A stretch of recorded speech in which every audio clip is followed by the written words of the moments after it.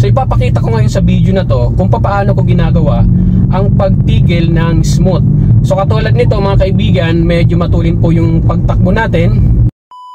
This video mga kaibigan, tuturuan ko kayo kung paano ginagawa ang smooth braking, no? Yung hindi nasusubsob yung mga sakay nyo, yung hindi kayo nabibigla sa pagtigil. At alam nyo po mga kaibigan, napakadelikado ho kapag hindi po natin nagagawa yung tamang pagtigil or pagpreno. Kapag nandiyan kayo sa highway, malamang sa malamang ito yung maging dahilan para kayo ay banggain sa likod ng mga nakasunod sa inyong sasakyan. So for this video, tuturuan ko kayo kung paano ginagawa ang smooth braking.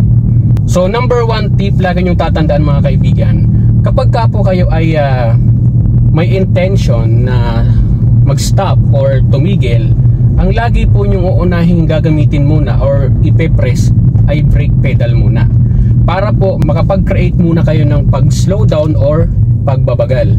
Isa sa mga dahilan kasi kung bakit tayo napipilitan tumigil or nabibigla tayo sa pag-brake ay inuuna natin ang clutch pedal.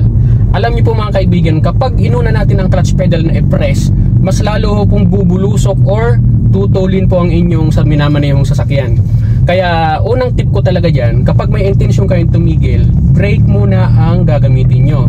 Mag-create muna kayo ng pagbabagal, at pagka nakapagbagal na po kayo, saka po kayo mag-press ng clutch pedal para hindi po mamatayin yung makina at smooth po kayo makakatigil. So ipapakita ko ngayon sa video na to kung paano ko ginagawa ang pagtigil ng smooth.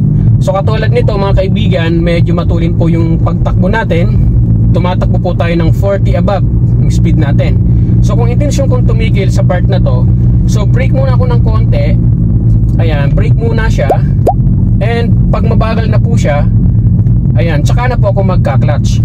At unti-unti na po akong titigil katulad ng ginawa ko ngayon. Ayan. Okay? So ganito po mga kaibigan ang pagtigil ng smooth. Kung mapapansin nyo, unti-unti lang tayo tumitigil hanggang sa makatigil tayo. So isa ito sa pinakang tip ko mga kaibigan, para kung kayo ay titigil kahit nasaan kayong sitwasyon, nasa paahon, patag, palusong, basta't intention nyo pong tumigil, unahin nyo po ang brake pedal nyo para makapag-create po kayo ng pag-slow down or pagbabagal.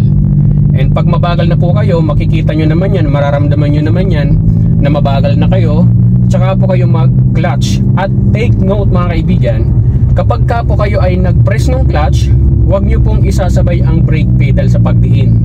So pag nag-brake po kayo ng konti at bumagal na po siya, clutch ang isusunod, then si brake naka-steady pressure lang siya hanggang sa tumigil siya ng dahan-dahan.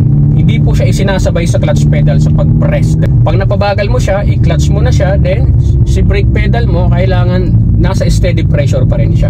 So ganun po ang tamang pagtigil para naiiwasan nyo po yung mga sudden stop or sudden brake or mga biglaang pagtigil, kasi napakadelikado ho kapag tumitigil po tayo ng biglaan.